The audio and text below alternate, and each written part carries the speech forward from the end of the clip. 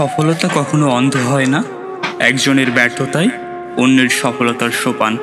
যখন সাফল্য আসে তখন যন্ত্রণাকে আর যন্ত্রণা মনে হয় না। আশা একটি জীবন্ত স্বপ্ন। আশা ছাড়া বাঁচতে চাওয়া মানে মরে যাওয়া। তিনজনের নিকট কখনো গোপন কথা বলিও না। এক স্ত্রীলোক, দুই জ্ঞানহীন মূর্খ, তিন শত্রু। প্রতিটা মানুষই তার নিজের কাছে নির্ভুল, আর এই জন্যই মানুষ ভুল করে। কারণ ভুলকে নির্ভুল ভেবেই মানুষ সবচেয়ে বেশি ভুল করে। যার যেটা নেই সে কখনো সেটার মূল্য বোঝে না। একমাত্র সেই ব্যক্তি সেটার মূল্য বোঝে যার কোনো জিনিস পূর্বে ছিল কিন্তু এখন নেই। যার কথার চেয়ে কাজের পরিমাণ বেশি, সাফল্য তার কাছে এসে ধরা দেয়। কারণ যে নদী যত গভীর, তার বয়ে যাওয়ার শব্দ তত কম। দুঃখগুলোকে এখন বড় মনে হয় সুখগুলোর চেয়ে, কিন্তু একটি সফলতাকে অনেক বড় মনে হয় হাজার ব্যর্থতার চেয়ে। একবার পরীক্ষায় কয়েকটা বিষয়ে আমি ফেল করেছিলাম, কিন্তু আমার বন্ধু সব বিষয়ে পাশ করে। এখন সে মাইক্রোসফটের একজন ইঞ্জিনিয়ার, আর আমি মাইক্রোসফটের প্রতিষ্ঠাতা। গতি আসলে কি? মিডিয়া অনেক সময় চতুরতা আর গতিকে মিশিয়ে ফেলে। তুমি যদি বিপক্ষের চেয়ে খানিকটা আগে দৌড়াতে শুরু করো, তোমাকে গতিময় মনে হবে।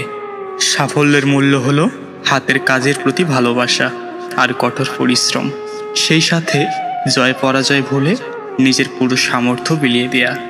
যদি আমাকে একটি সমস্যার সমাধানের জন্য 1 ঘন্টা বেঁধে দেওয়া হয়, আমি 55 মিনিটে সমস্যাটা নিয়ে চিন্তা করি এবং বাকি 5 মিনিট সমাধানটা নিয়ে চিন্তা করি। পৃথিবীতে কোনো মেয়েই 6টা গাড়ির মালিক ছেড়ে 6 প্যাকওয়ালা ছেলেদের সাথে যাবে না।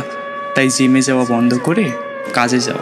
তুমি যদি তোমার সময়ের মূল্য না দাও, তবে অন্যরাও দেবে না।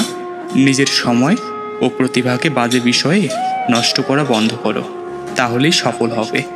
সাধারণ মানুষ যতক্ষণ ভালো লাগে ততক্ষণ কাজ করে, আর অসাধারণ সফল মানুষেরা ভালো না লাগলেও যতক্ষণ না কাজ শেষ হয় ততক্ষণ কাজ বন্ধ করে না। আমি কোনো কঠিন কাজ করার জন্য সবসময় একজন অলস ব্যক্তিকে পছন্দ করব, কারণ সে ওই কাজটি করার একটি সহজ উপায় বের করবে। নিজেকে কখনো ছোট করে দেখো না, তাহলে তোমার নিজের আত্মাই মরে যাবে। আত্মা মরে গেলে মানুষ স্বপ্ন দেখতে ভুলে যায়, আর স্বপ্ন ছাড়া মানুষ কখনো বেঁচে থাকতে পারে না। শিক্ষার উচিত তাকে উদ্যোক্তা বা চাকরি সৃষ্টিকারী হতে প্রস্তুত করা, চাকরি খুঁজতে নয়। আমরা যদি তরুণদের চাকরি সৃষ্টিকারী হিসাবে গড়ে তুলতাম, তাহলে বেকারত্ব বলে কিছু থাকতো না।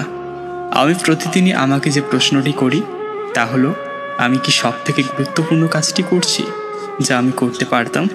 আমি যদি মনে না করি যে আমি সব থেকে গুরুত্বপূর্ণ কাজটি করছি, তাহলে সময় কাটানোটা আমার কাছে মূল্যহীন মনে হয়। আপনি যা করছেন যদি ভালোবাসেন এবং ওই কাজে সফলতার জন্য সব কিছু করতে ইচ্ছুক থাকেন, তাহলে সেটা হাতের নাগালে পৌঁছবে।